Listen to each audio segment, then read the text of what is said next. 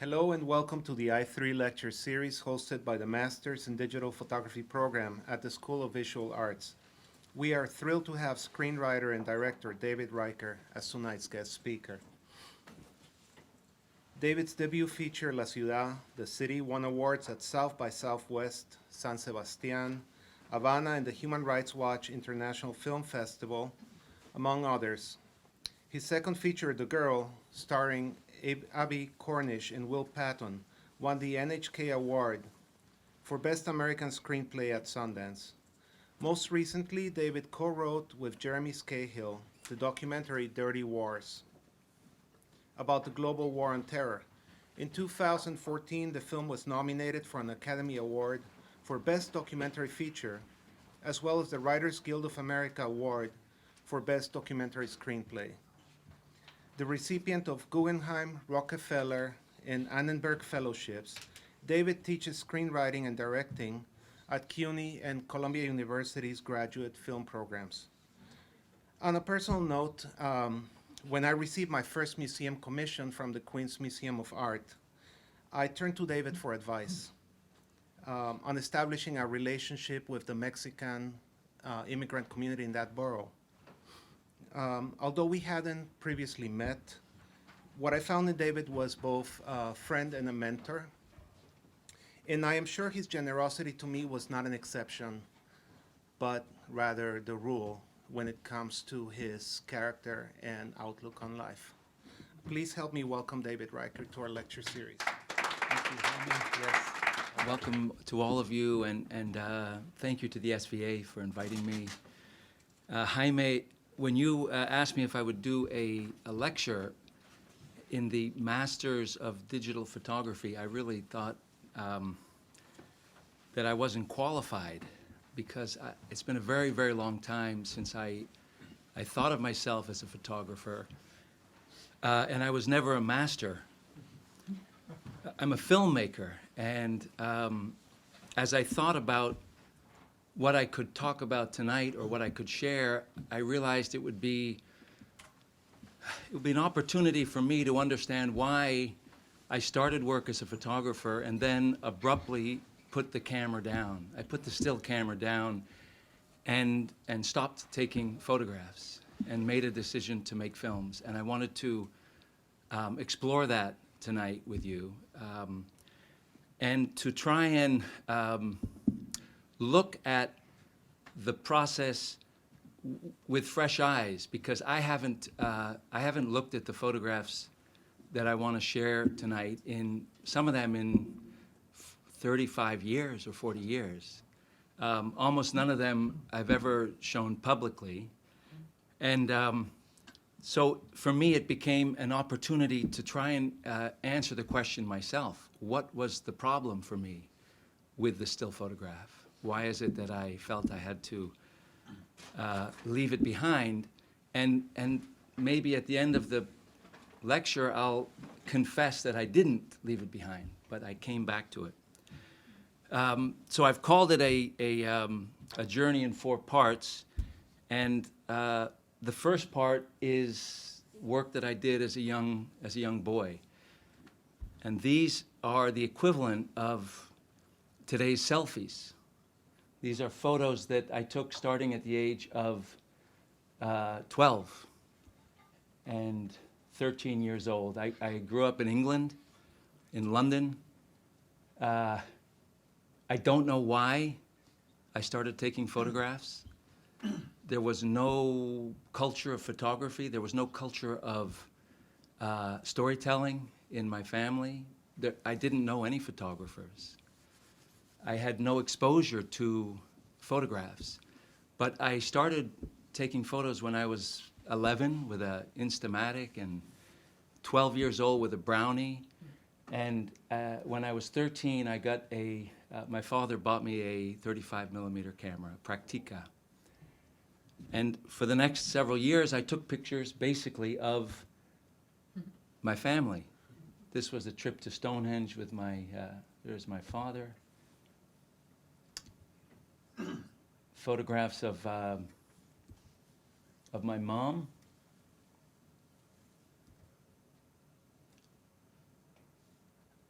I feel a little strange beginning with these photographs, but I think it'll make sense as we go along. Looking back at these photographs now, one thing that struck me was that the angle of view is about the only thing that changed. My mom and dad were in hundreds of these photographs, but I was getting bigger as time went on and getting a little bit taller. Throughout high school, I carried a camera, and I was the only person I knew with a camera. It was my best friend. I built a darkroom. I pleaded with my folks to get me everything I needed. They took me to a photo store, and I went home with this big box of equipment, tried to set it up in the boiler room of the house, and then realized we had forgotten something very important. We didn't have the enlarger. And I went running to tell them that we had forgotten to get this most important piece. And they said, no, we didn't get an enlarger because it's expensive. You start with everything but the enlarger, which meant I had a safe light, and I had a Patterson tank, and I had trays and chemicals. And for the first year or two, I made contact prints. And at first, with the 110 Instamatic, they were literally the size of postage stamps.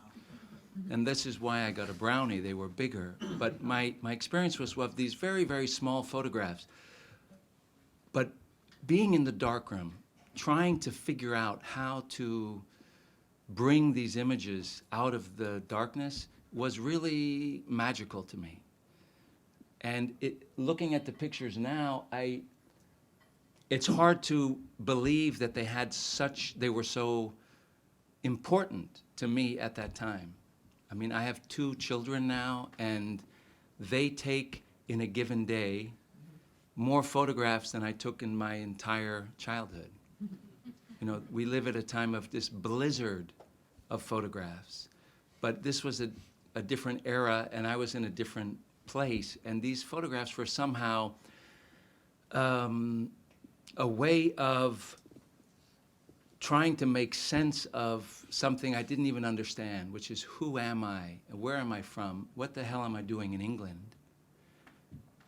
And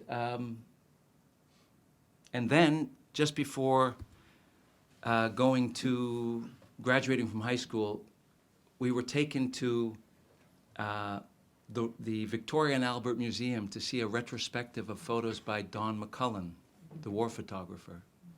And I was probably 17 when I saw this photograph, which was right at the entrance to the exhibit, and I had never seen anything like it. I just literally stood in front of it, dumbfounded. I didn't know why, and I walked through that exhibit, which had a lot of the photographs of northern England, English towns where he worked. And I started to see that the camera could be used in a different way.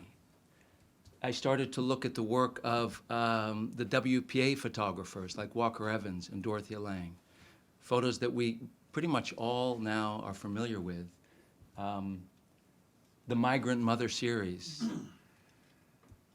And again, I looked at these photographs. I did not understand where their power came from or why they made me stop and stare, but they had this incredible power, and I decided that I wanted to learn how to photograph like these people. I didn't know what that meant. I arrived at university, and I started photographing other people and not photographing my family. And at first, it was very arbitrary, undirected. I photographed people on the streets.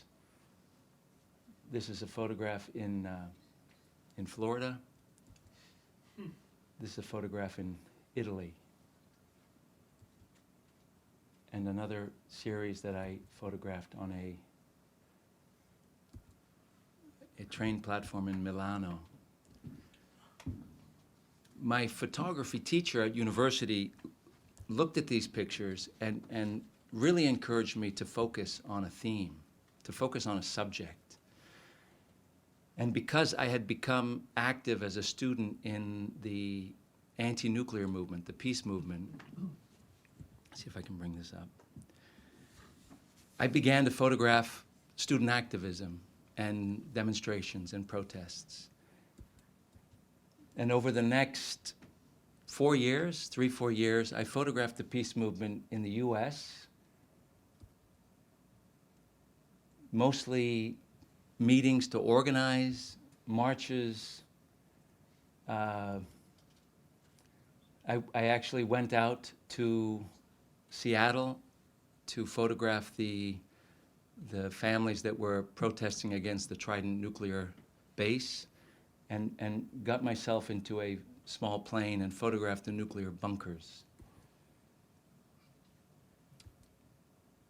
On June 12th, 1982, New York City was the site of an immensely important peace march. 1 million people came here, and it was called a Special Session on Disarmament.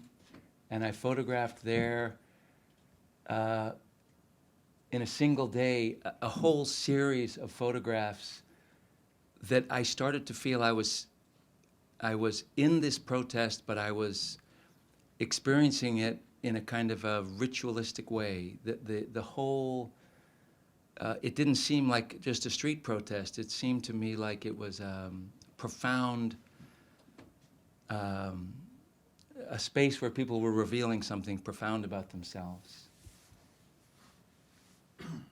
I met survivors of the atomic bombings in Hiroshima and Nagasaki. I turned 19, I think, that summer. And I went to Hiroshima and Nagasaki, and I photographed with the hibakusha.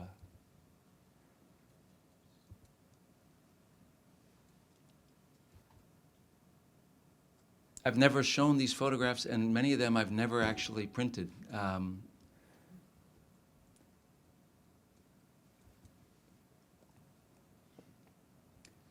From Japan, I went back to England, where I went to the London School of Economics for my 3rd year, and I photographed the peace movement in England. Greenham Common, the women's peace camp.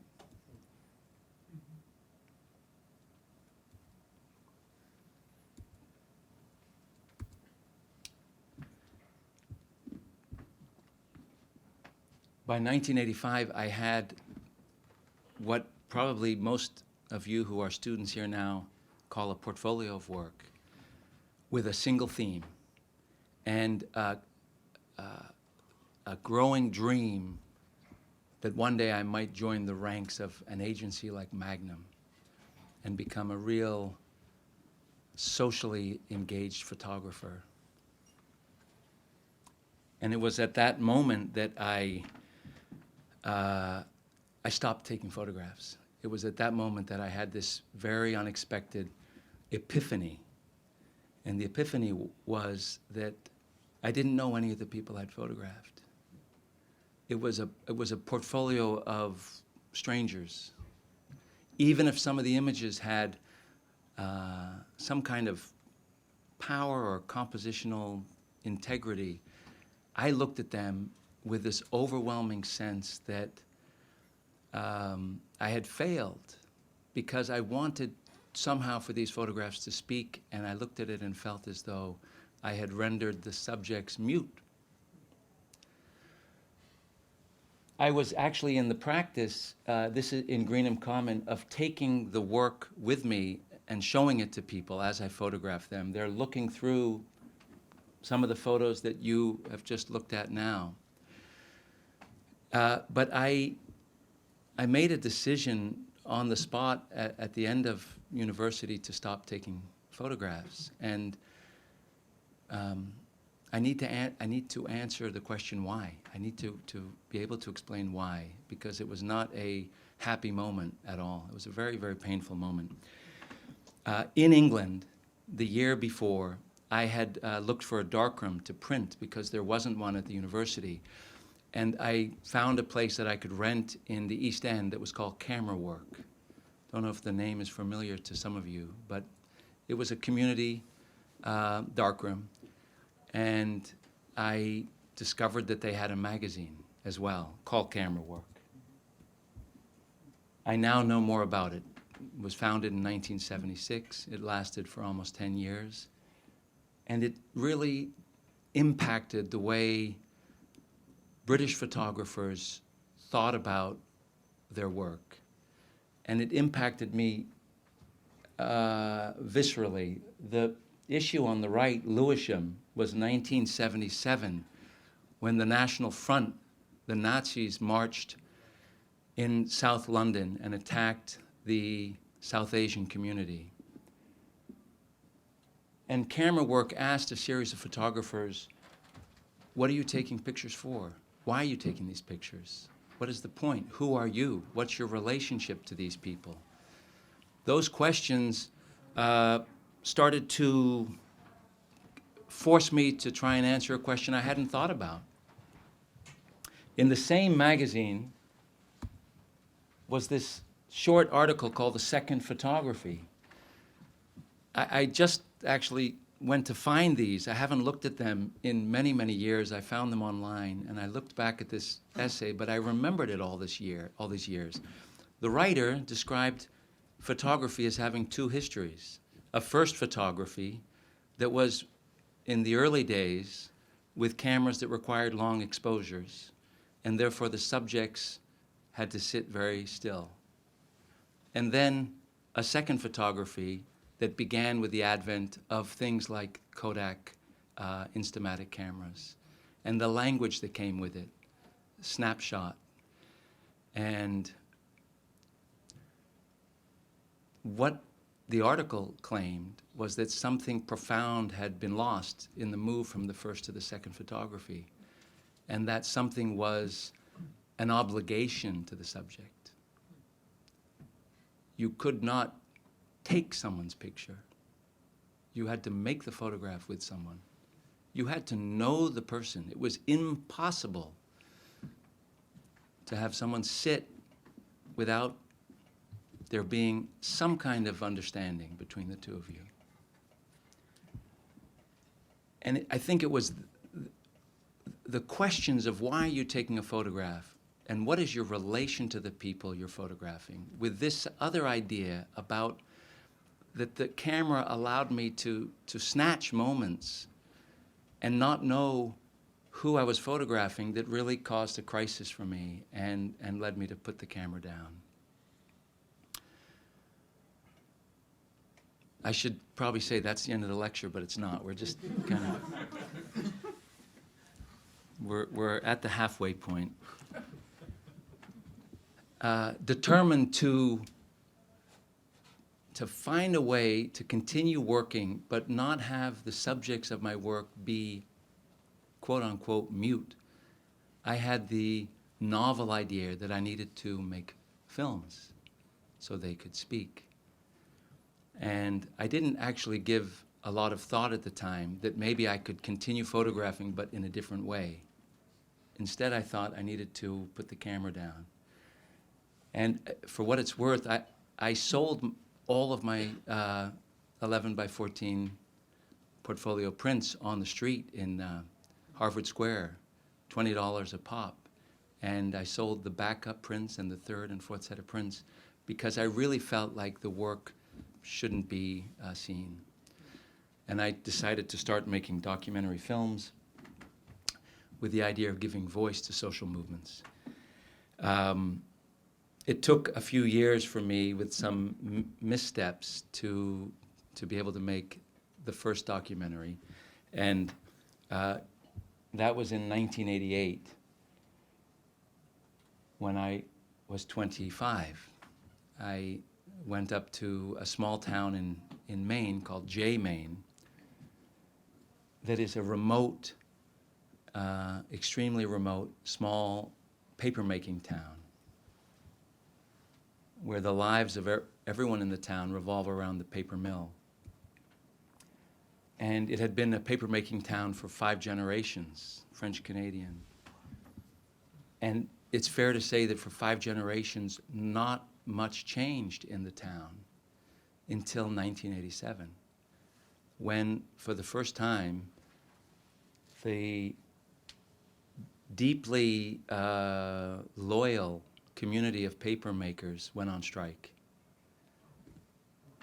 Now we can look at the context of what was happening with the neoliberal transformation that we're still in, but their way of life was upended overnight, and they went on strike. They thought that the company was their family. The company was called International Paper, largest paper-making company in the world, largest private landowner in the USA. And for International Paper, family was something very different. Family were the shareholders. And the people in Maine went on strike, and their local union, that's the Union Hall, Local 14, led an uprising, in a sense, social uprising for 16 months. And I moved up there with a Sony Hi8 camera, two friends, Bryn Clark and Sandy Smith, and an idea that we would make the documentary in 2 weeks.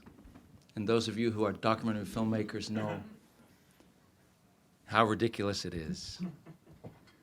In 1989, this short 30-minute documentary was completed, and for the first time since then, we're going to watch a 1 or 2 minute clip from it of the opening.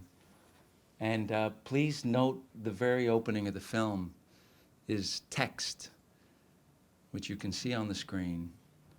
In case you don't follow the meaning of the film, it's being spelled out for you right there.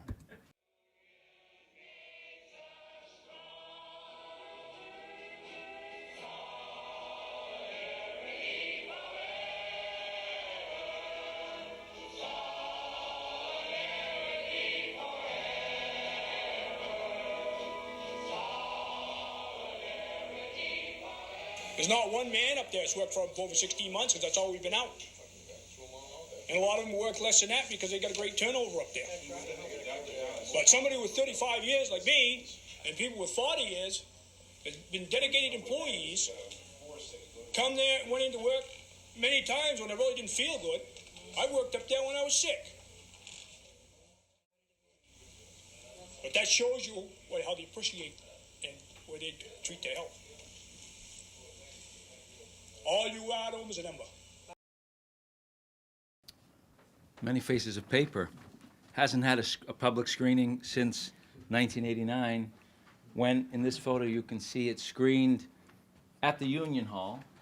I don't know if you can read this. Showtime, Many Faces of Paper, Local 14 actors. We screened it in the Union Hall. All the families came. They watched the film, and they were grateful that we made it. They thanked us for coming up. But watching the film in the back of the Union Hall with them, I felt that the film had failed to capture what was really important about what had happened during that strike. The strike turned the community upside down. It changed everything. It changed the relationship between the workers and the company, but it changed the relationship between husbands and wives, between parents and children. All the social roles were being upended. And the families that I lived with families while we were making it, they were talking about deep, deep experiences of, for example, there's one man who described teaching his daughter to read because he didn't have a job. He wasn't at the mill every day. And that the experience of teaching her to read was the most important thing that he had ever done in his life. Women took over much of as happens in almost every strike, by the way, in my experience. Women took over much of the organizing and the hard work, food banks, clothes banks, the picket lines, and their relationships with their husbands were profoundly changed. But the film didn't address that. the film really was focused on making a point. The film was didactic, and I left that Union Hall feeling that I had somehow not managed to get any closer to the truth or any deeper in the work than the photographs. I made another documentary after this in Roxbury, Massachusetts, about a group of women in the African American community who were demanding treatment as recovering addicts and protest march on the new prison that's being built. I met Peter Kanoy, an extraordinary filmmaker and editor who's here tonight from Skylight at that time.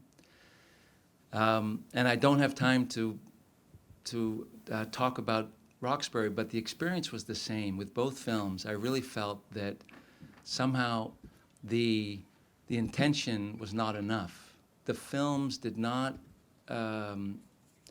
manage to get inside or go to a deeper place, and there was a disconnect between what I was seeing and what I was producing. You know, when I made the decision to stop taking photographs, my grandfather died at the same time, and I traveled with my grandmother down to the south, and one night I met one of her old friends who told me a story about working in the Lowell textile mills as a child in her when she was 12 or 13 years old. She was now an old lady, and she recounted that everyone had to cross the bridge from Dracut into Lowell to work.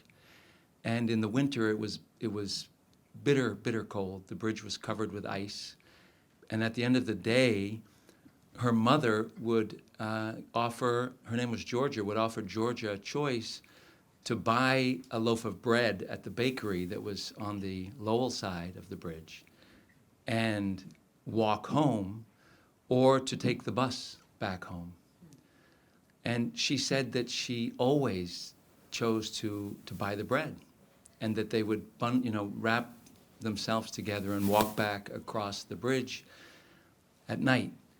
And while she was telling me this story, I was making that photograph in my mind. I was actually getting a perspective. I was crouching down. I was seeing the mill in the background, this mother and daughter walking towards us in shadow, much like the photo of McCullen that we just saw. And in my mind, it was a picture of oppression. And then Georgia told me, as an old lady, that bringing the bread home, crossing that bridge, was, quote unquote, the happiest moments in her life. Because she, when she got home, was welcomed as the hero every time. So there was this incredible question for me, which is, can a photograph, how can we do that? How can we show the objective truth, quote unquote? How can we show that it is oppressive to work in that factory? It is oppressive to work in that paper mill, where the chemicals that produce the slurry burn your skin, and at the same time allow the interior, the internal feeling, to contradict that. How to do it? I hadn't succeeded with these films, and I really was at a loss. I knew the films were not working. I didn't know how to make them work. I'd seen wonderful documentaries like Harlan County, USA. I wanted to figure out how to get there. And I decided at the age of 27 to go to film school, and I came to New York. And I entered the NYU grad film program, which some of you have heard of.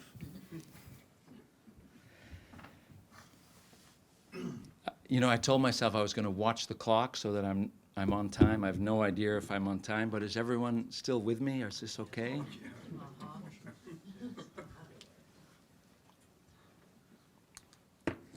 I arrive at NYU in 1991, and determined to really learn the craft of documentary filmmaking, and I'm told they've canceled the documentary film class.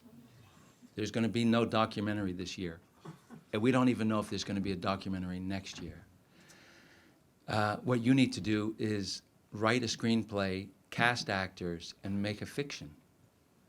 And the fourth chapter of my presentation is fiction film. I was going to put an exclamation point because to me, I had moved so far from my starting point.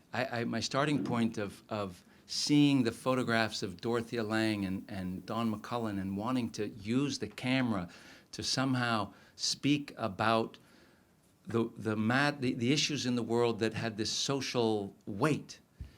And now I'd arrived at NYU, of all places, and I had to write a screenplay. It felt like a disaster. It really did. And I was forced, fighting, kicking and screaming, to make a fiction film. Take a pause for a moment. I had moved to a neighborhood in Brooklyn and was struck by how vibrant the Latin American immigrant community was. There were no English language newspapers in the shops. In the corner shops just had the Spanish language dailies. And I remember I would shop at a place called Key Food that's still there on Fifth Avenue. It's no longer a working class neighborhood, but it really, really was.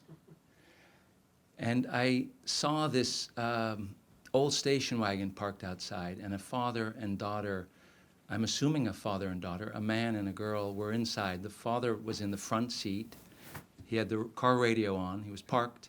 And in the back, the girl was just swaying back and forth. And I looked at them, and I sort of took a picture like that, just of the two of them. But I started wondering, who are they? What are they waiting for? Why are they here? And I was desperately thinking, I need a story, I need a script, I need something because I have to film in a few months. So I began to write a story about that father and daughter, and I did something that felt sacrilegious.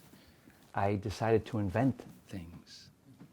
I allowed myself to imagine things, which went against this view that I was a conduit, that my job was to just allow reality to pass through the lens and, quote, give voice to it that way. Here I was manipulating it.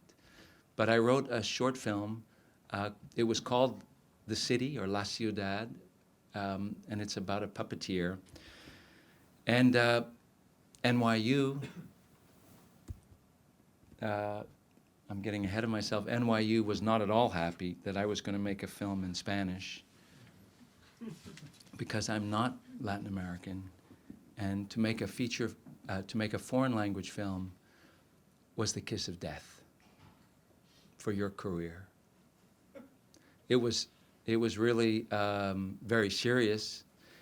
It was so serious that to get the equipment, I couldn't get a sign-off, and I had to get the people in the equipment room who were friends to kind of surreptitiously give me the camera.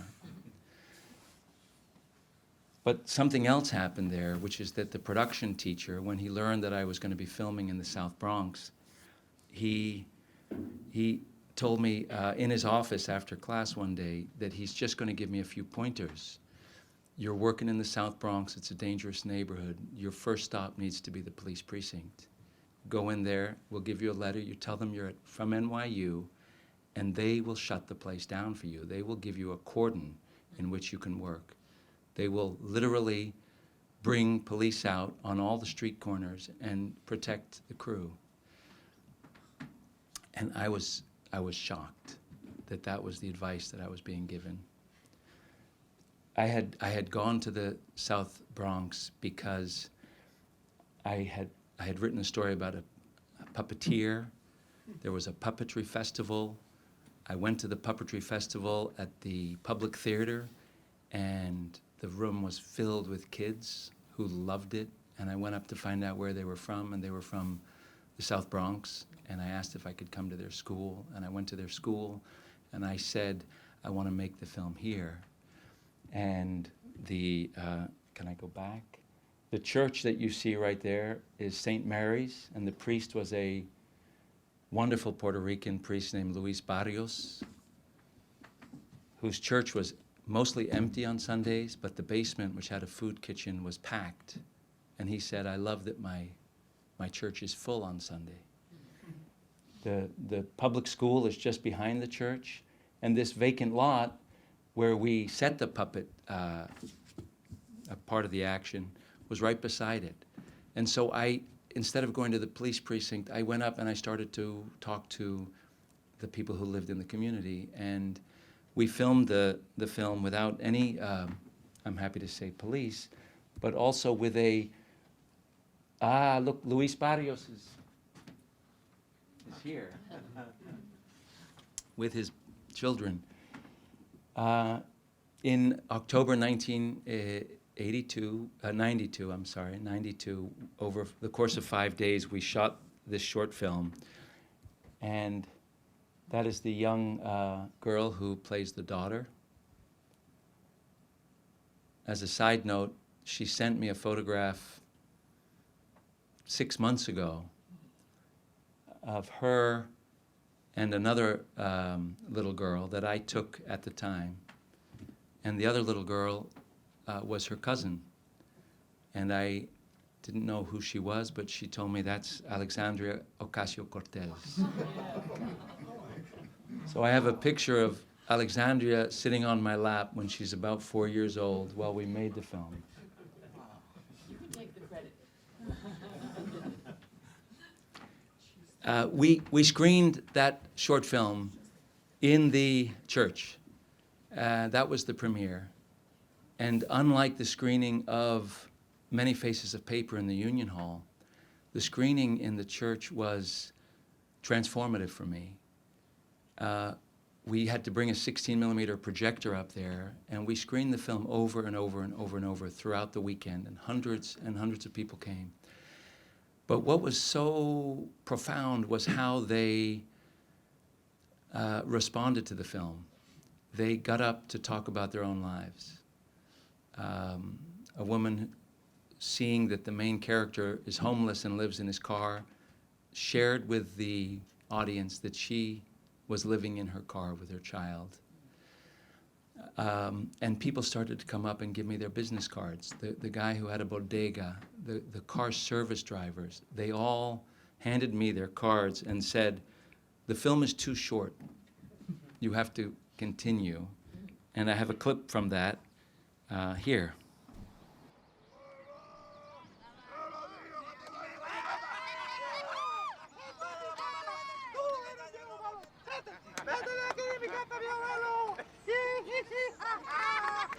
Yo sí pago la renta, viejo loco. Yo sí pago la renta. Lo que pasa es que tú eres malo. Tú eres malo. Yo te voy a matar, viejo loco. ¡Shum!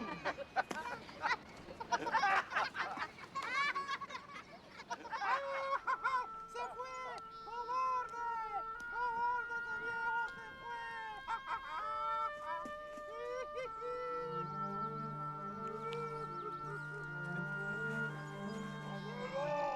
¡Esto es mi casa, abuela! ¡Tú no pagas renta! ¡Tú te vas de mi casa, abuela! ¡Yo sí pago la renta! ¡Yo sí pago la renta, viejo loco! ¡Tú eres malo, viejo loco! ¡Yo pago la renta! ¡Está muy alta esa renta! ¡Yo te voy a matar! La mujer está durmiendo porque está cansada y hay mucho oro.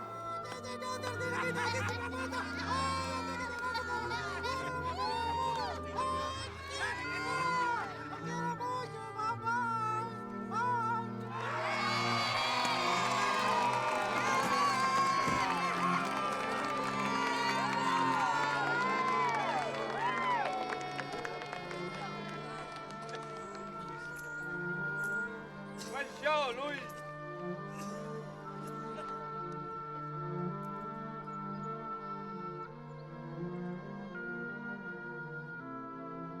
Cada noche,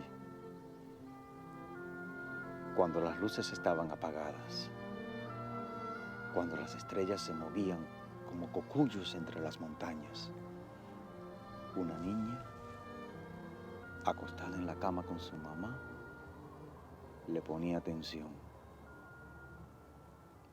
Y de su mamá aprendió cómo una vez la tierra se puso oscura y nada crecía porque no llovía. Y la gente peleaban por el poquito de agua que había. The short film to NYU Surprise won the Student Academy Award, and I was flown out my first time in Los Angeles to Hollywood, the one place I did not want to go. And literally, they had a driver and everything that I could have imagined in a cliche version of events was presented to me. And everyone I met with in the studios and agencies told me they loved the film and they wanted to make it a feature-length film. They wanted to start work with me today. We can set you up in the next room. There's just a few things you need to change. Of course, it needs to be in color. That we don't even need to talk about. It needs to be in English so people can understand it. And we got to get some real actors, some professional actors. So I came back to New York, and I was in my end of my second year at NYU, and I decided that I did want to make a feature film. The idea seemed to be a really good one, but I was going to make it in the same spirit of the first one. I was going to make 4 shorts and somehow link them together. I knew that the theme would be the same. The theme would be, what does it feel like to be uprooted, to be an immigrant in New York City? And I knew that the method would be the same. That is, I would reach out to the community and invite immigrants to participate and to, quote unquote, tell their stories in their own words. But I had to really figure out a method, a way of working, an approach to working that made that possible. And the starting point was collaboration, for want of a better word. That the approach I had taken in the South Bronx was the right approach, but I had to deepen it. And as I started on the next film, which was about day laborers, construction workers, I started to have this strange feeling that I was returning to the first photography, that I was going back to something at the very beginning of my work, because I was not working with strangers. I had to get close enough to people so they were not strangers. And I want to use the last 15, 20 minutes just to talk about that approach, both in research and also in writing. This is a day labor pool, street corner in Bensonhurst, I think. I went out to these street corners in Roosevelt Avenue, in Queens, in Woodside, a half a dozen places. And I went with an organizer, a Dominican organizer named Miguel Maldonado, who was trying to organize the day laborers. And everywhere we went, Miguel would start to talk to the workers about their rights. And I stood there wondering, what can I possibly offer these men? I felt like I had no purpose being there. It was very awkward. And I came up with this brilliant idea that I could offer them coffee. So I went to the Bowery and I bought an industrial coffee maker, and every morning I would make the equivalent of about 50 cups of hot coffee and take it in Miguel's car out to these street corners.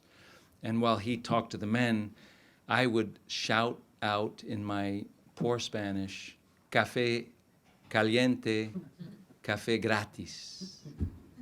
And the men would come over and to pour themselves a cup of coffee, and I would say, "My name is David Riker, and I want to make a film about what it's like to," and they'd already have taken their coffee and left me there. I said it over and over and over, and I went back for months. And eventually, because they have nothing to do in between possible jobs. They'd come to get their coffee, and they would ask me why. The same question that camera work was asking me: why do you, who are you, what is the plan, why do you want to make a film about me? And it's not only a legitimate question. If you don't ask the question, I think you cannot possibly begin. I was confronted with that question: who am I and what's my relationship to these men?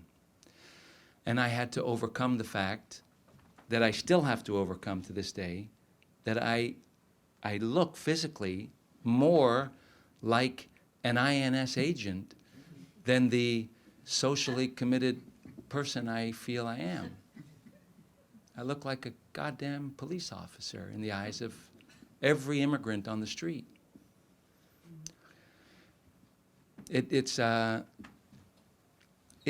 a real, I'm making a joke about it, but you have to confront that. I had to confront the fact that unless I could answer that question, people would not work with me. And answering the question takes time. As I got to know some of these day laborers, I began to photograph them on the street corners. And it was only this week that I realized, printing these, that the day labor corners are almost like football clubs, you know?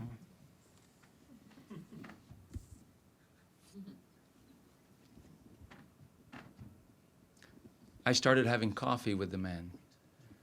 I asked the men about their lives, and I remember vividly one of the men telling me that he had a daughter back home, and he pulled out a photograph of this little, kind of a newborn, a bit like, Jaime, your photograph, a newborn baby. It was a little passport-sized photo, and put it on the diner table between us. And I said, oh, wow, what a beautiful baby. And as I did that, he put another one next to it.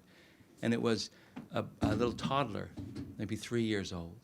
And he put out another, and I was just struck silent as he put out a whole series of these thumbnail photographs of his daughter, whom he had not seen and who was now a teenager. I realized this man has seen his daughter grow up from a distance. So I was giving them, using this Polaroid, the old Polaroid camera, the copies of the portraits I was taking, and they started to share with me the photographs that they had. The whole experience was one of building trust and of listening and trying to get beneath the surface that in my peace movement photographs I hadn't thought of. I wished I had. And so I guess in maybe 2 years after The Puppeteer, I shot a second film called Bricks.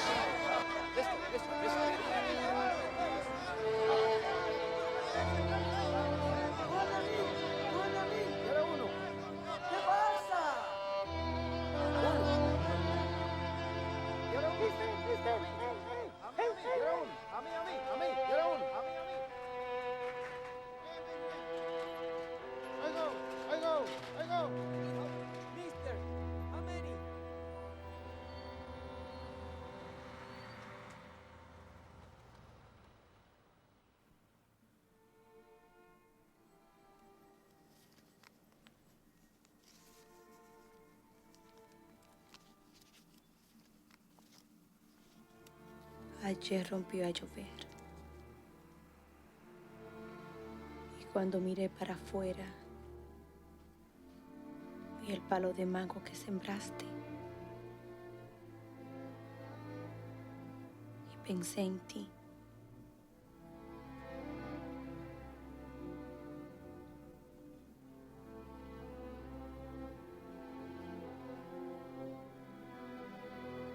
Yo traté de escribirte, pero no pude.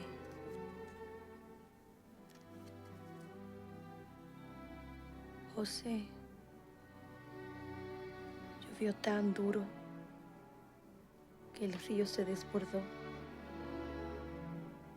se llevó la casita de la vieja Juana. Eso fue horrible.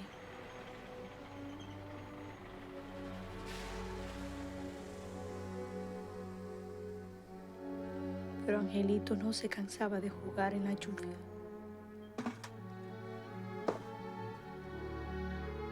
Cada día se parece más a ti.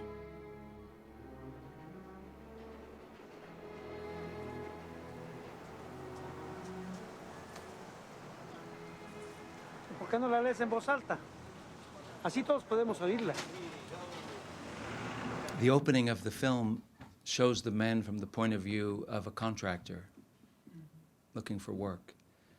And it's the image that anyone who's an outsider first has when they see them. But the next scene, something happens. One of these men, who from a distance might look shiftless and threatening, might seem part of a crowd, suddenly is, with a letter from home, is transformed into a father and a husband and an uprooted person.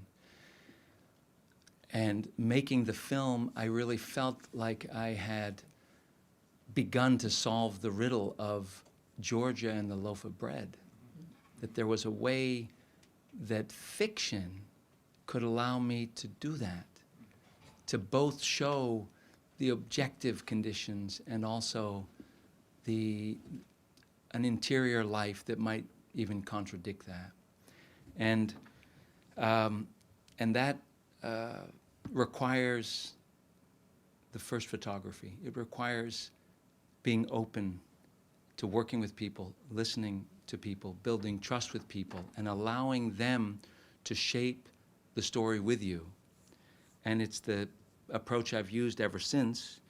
And in the last 5 minutes, I want to just briefly talk about writing, because I discovered along the way, making this film at NYU, that in order to be a filmmaker, I had to become a writer as well, which I didn't intend to. I thought I would illustrate this by talking about the last story in the film of La Ciudad, which was called Seamstress. I had started, as I did with Bricks and with The Puppeteer, I had started with my own idea. In the case of Seamstress, I wanted to make a film about to put it in a provocative term, the return of slavery, because garment workers in New York City, all immigrant women, were not being paid systematically for their work.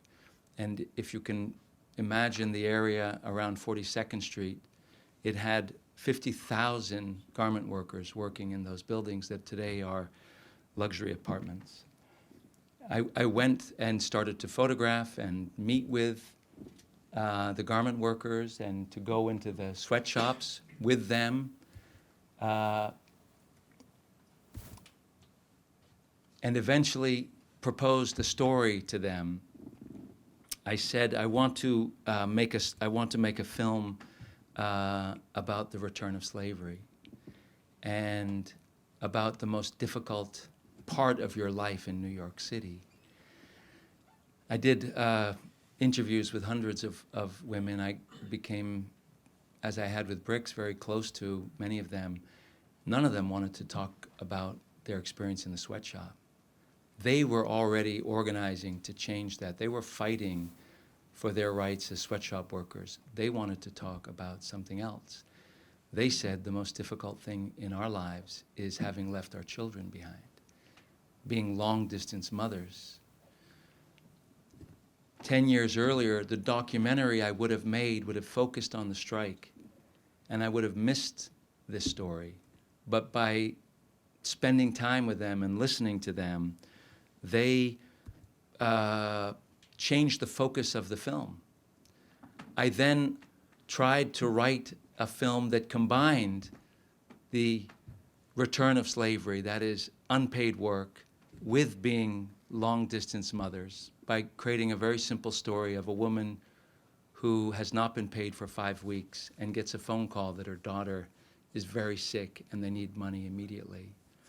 And I presented the script which is what these photos by Victor Sira show at a meeting in the garment district, and discussed it at length with the group that had become most closely involved in the film. I presented the story. I think here you can actually, well, you can't. There's a photograph that shows the breakdown of the dramatic 3-act structure. When I was done presenting the story, as I am here with you, they thanked me and asked me to leave and told me to go wait outside because they would discuss it. And I went out, and it was winter, and it was freezing. I was on 40th Street on the west side, and I waited for almost an hour. When they came to bring me back up, I learned that they had broken down into groups of 4 and 5. They had all discussed the story. They had then shared their notes with each other, and they were ready to present their notes to me. And I sat down and took notes. They said, the script is good. We approve the script. You've done a good job. You've listened well. But there's 2 things you have to change. When we are faced with absolute despair and we have tried everything to solve our problem, we will turn to God and pray. And you don't have a prayer in your script. The second problem was the ending. The ending, the woman doesn't get her money, and we don't see her daughter get well and come out of hospital. We want a happy ending. And so we had a collision, a creative, intense collision. I said, I'll put a prayer in the script, but I need you to tell me how, because I don't know. I certainly don't want to do what I've seen in film since I was a kid. Exterior of a church, Christ on a cross, pan down, a woman on her knees. I don't. Please tell me how. They did. They told me that they pray pretty much all day long. They pray on the way to work, at work, on their way home. They pray in the train. They pray in the subways. I heard so many of them tell me they pray in the subways and on the trains that I decided that was how we should set the prayer.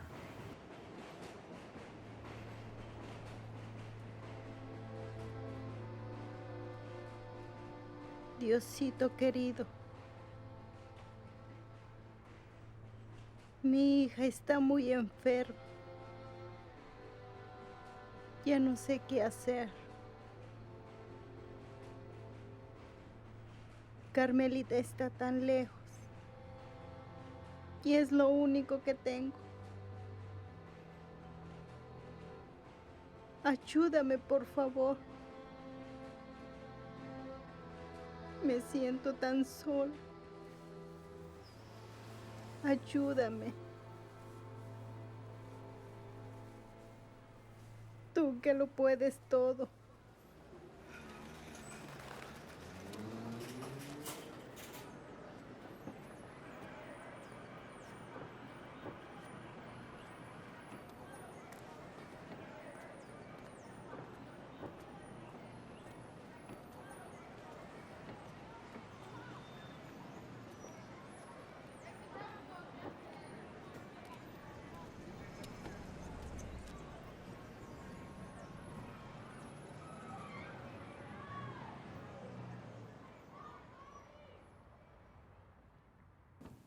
So the prayer ended up in the film.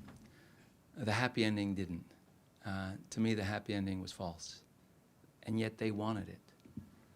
So what does that mean? It means that in my experience, in order to get, the truth is complicated, first of all, always. That the limited truth that I was photographing only at best told one part of a story. That the didactic truth that I tried to do in my early documentaries missed a big part of the story. And that to get to a deeper truth, the collision between my role as an outsider, my experience as an outsider, and the experience of insiders, that kind of deep, unexpected, complicated collision can produce something that gets closer to the real truth. And in this case, I told them that I couldn't understand why they wanted me to put a happy ending with this woman getting paid at the end of the film when they still had not been paid in their own struggle. And so I wanted to end today by showing the ending that we did, in which she doesn't get paid. And we'll end with this. 야, 싸우려 해가지고 무슨 일들 하겠다고. 빨리빨리 일 못해. 그 애들 재촉 좀 하고.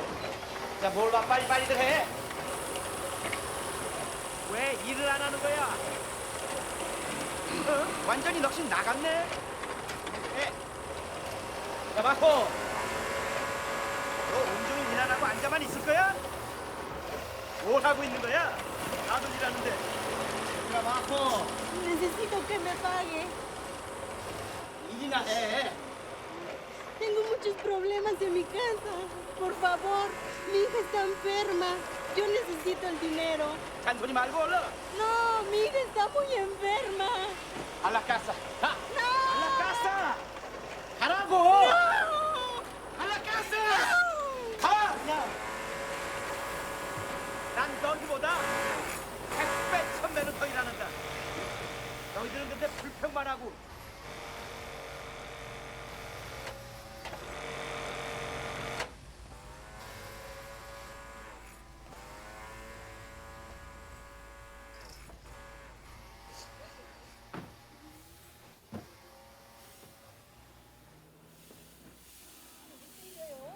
몰라. 왜 그러는지.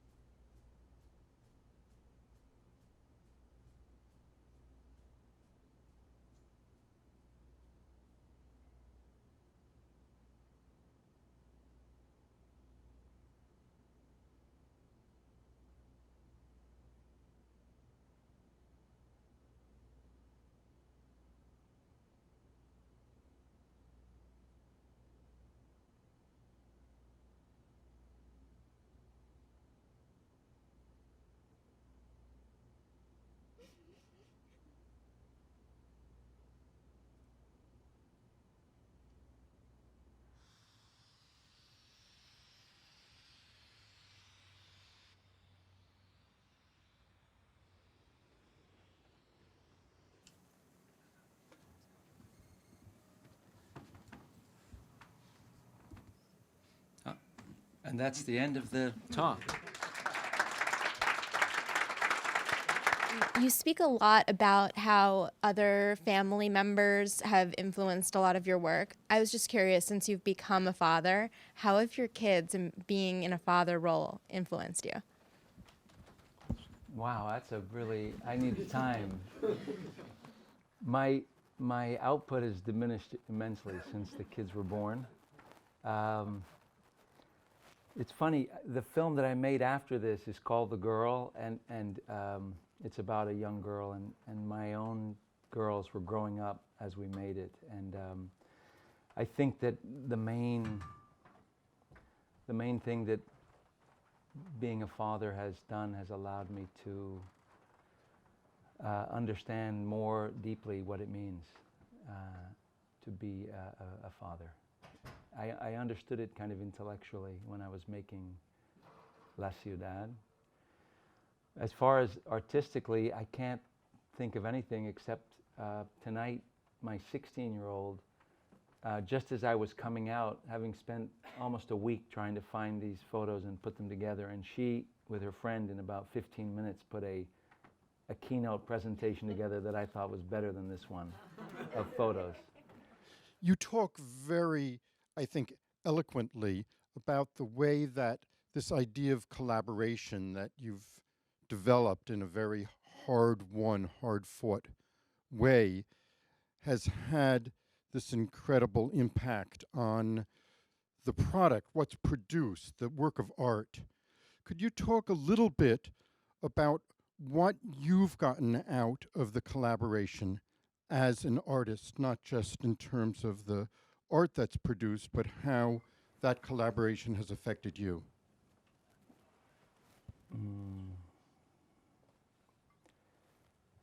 Yes, I mean, I would say simply that the collaboration has given me everything, far more than the films themselves. Deep friendships, new understanding. I left the country and moved to southern Mexico and we raised our children there, which wouldn't have happened without the work in New York City. But I really feel that the key experience for me as a media maker, as a filmmaker, is confronting this fact that I'm the person with a camera and what that means, and that I'm the person who's there to learn something, that the community that I'm entering or that I'm talking to is the teacher. One of my most important mentors is a person I've never met named John Berger. Many of you might know his work. He wrote a book called Pig Earth that opens with a remarkable and a remarkably honest statement about what does it mean to write a story about someone whose life is different than yours. And he points out that if you are an outsider working in a village, in his case in France, every child in that village is your teacher. Number one, because you know nothing. Number two, that your very presence provokes the need to talk about things that go without saying within the community. That is, by being there as someone who doesn't understand the place and the history, people try to put into words what it is you're looking at in a way they may not with their own relations. And so really, I never, Peter, I'm still reluctant to use the word artist. I've got to get over that. But as a filmmaker, the collaboration is what I love the most. It's the thing that is most nourishing. The filmic parts of it are really very difficult and debilitating sometimes. But that work at the kitchen table and in people's homes, the listening and the trying to craft a story and sharing it with people, getting feedback is really the great reward, the only reward for me. Hearing your story, it's really interesting just to see how open you were to entering new and unfamiliar territory. And so for me, how is it that you are able to freely and to openly ask questions and interview people? Did you ever feel uneasy or nervous, or was it a matter of just sitting down? It's like what you said before, instead of serving coffee to people, you would have coffee with them. And I noticed that that's when people started to talk to you. So was it more so how you related to people, or was it rather the questions you were asking? What would break that barrier down so that people would, share with you, be open with you? I think, do I need to come back here for this? Is that? Oh. I really appreciate the question, because the barrier is one of the sad facts, is that the barrier never goes away. Because in my case, as a filmmaker, I'm working in a new community. And it doesn't matter that I've spent 25 years confronting the questions about who am I and what does it mean for me to have the camera. And I have to start from zero every time. But I've learned, I think, how to get there more quickly. And I found that when I say get there, get to a place where it's possible to have a real collaborative conversation or relationship. And I found that the key is just to be completely upfront about where I come from and what my differences are. To acknowledge that I'm the person with the camera up front, and that I, for example, will start this way. I was born in Boston, but I grew up in Europe. I still don't really know why. I was in Belgium for 4 years and thought I was a Belgian boy. I got to London at the age of 10, and as a young teenager, I started getting beaten up by Nazis for being an American, but I didn't even know really what it meant to be from the US of A. I have spent my whole life trying to figure out where I belong, and I realize I don't have a home. I am uprooted.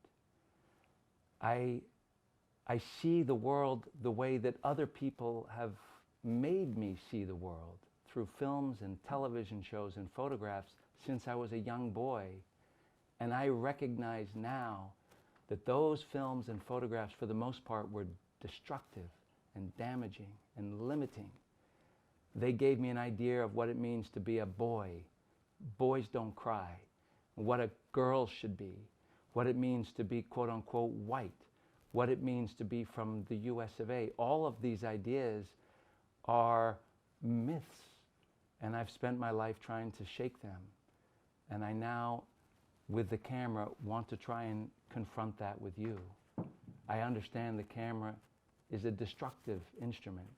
I actually believe it's done more harm than good in the 150 years we've had it. But we can use it to attack ignorance. We can use it to try and enlighten. Something like that. That just sounded like a lecture. I didn't mean it to come out. I would get that across within the first day or two, and try to open up about where I come from. How is it that I'm standing here in this small village in southern Mexico with a camera? Because there's very good reasons to distrust people with cameras. But the issue doesn't go away, and I don't think it should. It's just a constant.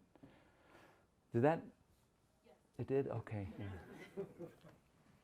I'm curious, in the scene, in the film about the day laborers, in the scene in which the man is reading the letter, why you decided to use music in it. It's a very poignant scene, and I guess it amps it up, but I was just curious. Yeah, the question why to use music in that scene is really, in a broader note, why to use music at all. Yeah. And I would answer it's a matter of taste, first of all. I've had to learn along the way that people have their own taste, and also to, as I'm looking at other people's work as a teacher, not to let that get in the way of my own looking at it. But it's interesting you ask about that particular moment, because that was the second short film that I made, and when we were scoring La Ciudad, I was really leaning on music a lot more than I do today. I found myself leaning on it, and the reality is, if I could remix this film, I would strip quite a bit of the music out today. But I'm leaving it as is, because that's how I looked at it. But I do, I think that there's nothing actually, I would say music is the most powerful of all the arts in the sense of expressing feeling. It is extraordinary, and you can see when you put music, either it supports the feeling or it contradicts the feeling, and so you have to use it very, very, very carefully. And I know it's funny, Bricks is one film that many people have told me over the years they wish the music was taken out completely in that particular short film. I wasn't suggesting anything of the sort. I'm just curious. Yeah. You know, the tone of La Ciudad is one of a deep sense of longing and of loneliness. And that tone was really the product of that collaboration. That it's the core. It's not that there aren't moments where these characters are not very strong, but the fact is, to be an immigrant today, we started to film it 25 years ago, and it hasn't changed. To be an immigrant today fundamentally means to be separated from your family. The talk of Trump is separating families. No. For want of a better word, capitalism is separating families. The very experience of being an immigrant means you leave your children behind. You do not bring them with you. That's not on the menu. And you will not find an immigrant in any part of the world who doesn't know the unbearable and very personal pain of, and questions of guilt and loss of leaving your child behind. That separation is at the core of the injustice that financial institutions can cross borders any which way, but human beings are still, believe stunningly to me, in the year 2018, are still prevented from having free movement. There's a political answer to an artistic question.